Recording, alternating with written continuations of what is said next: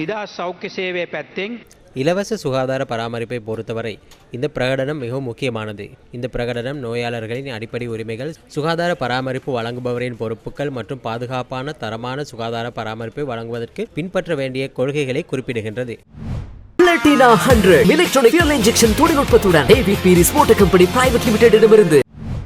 இதன் முக்கிய நன்மைகள் என்னவெனில், இது நோயாளியின் பாதுகாப்பிற்கு முன்னுரிமை அளிக்கின்றது. இது பிழைகளையும் தடுக்கக்கூடிய வகையில் தீங்குகளை குறைக்க உதவுகின்றது. இது நோயாளர்களின் உரிமைகளை பாதுகாக்கின்றது. இது மரியாதை, தகவல் ஒப்புதல் மற்றும் இரகசியத்தன்மை ஆகியவற்றை உறுதி செய்கின்றது. இது சுகாதார நிறுவனங்களையும் சுகாதார பராமரிப்பு நிபுணர்களையும் தங்கள் பொறுப்புகளை தெளிவாக நிறைவேற்ற ஊக்குவிக்கின்றது. இது நோயாளியின் பங்கேற்பையும் ஊக்குவிக்கின்றது.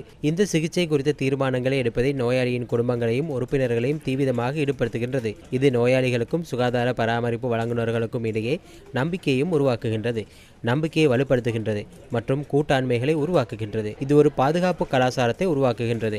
இது தவறுகளை மறைப்பதற்கு பதிலாக அவற்றிலிருந்து கற்றுக்கொண்டு கட்டமைப்பை மேம்படுத்தும் ஒரு கலாச்சாரத்தை உருவாக்குகின்றது. முறைப்பாடுகள் மற்றும் கருத்துகளுக்கான ஒரு வழிமுறை வழங்கப்பட்டுள்ளது. நோயாளிகளின் கருத்துகளையும் முறைப்பாடுகளையும் பரிசீலிக்க முறையானதொரு அமைப்பை நாம் உருவாக்கலாம். இது சுகாதார உத்தியோகத்தர்களுக்கு தெளிவான வழிகாட்டுதல்களை வழங்குகின்றது. இந்த சாசனம் அனைத்து ஊழியர்களும் ஒரே பாதுகாப்பு தரங்களின்படி செயற்பட உதவுகின்றது. இந்த சாசனம் சர்வதேச தரங்களுக்கும் உலக சுகாதார அமைப்பால் ஊக்குவிக்கப்படும் நோயாளர் பாதுகாப்பு கொள்கைகளுக்கும் இணக்கமானதொரு சுகாதார அமைப்பை உருவாக்க உதவுகின்றது. இந்த துறைசார் கண்காணிப்பு குழுவில் எங்களின் கருத்து என்னவென்றால், நோயாளரின் பாதுகாப்பு மற்றும் நல்வாழ்வுக்கான ஒரு சாசனம் என்பது வெறும் கொள்கை ஆவணம் மட்டுமல்ல, அது சுகாதார அமைப்பில் பேஷண்ட் ஃபர்ஸ்ட் என்ற கொள்கையை செயல்படுத்துவதற்கான ஒரு அத்தியாவசிய கருவியாகும். இது நோயாளியின் உரிமைகளை பாதுகாப்பதுடன் சுகாதார பராமரிப்பின் தரம், பொறுப்புக்கூறல், பொது நம்பிக்கையும் வலுப்படுத்துகின்றது.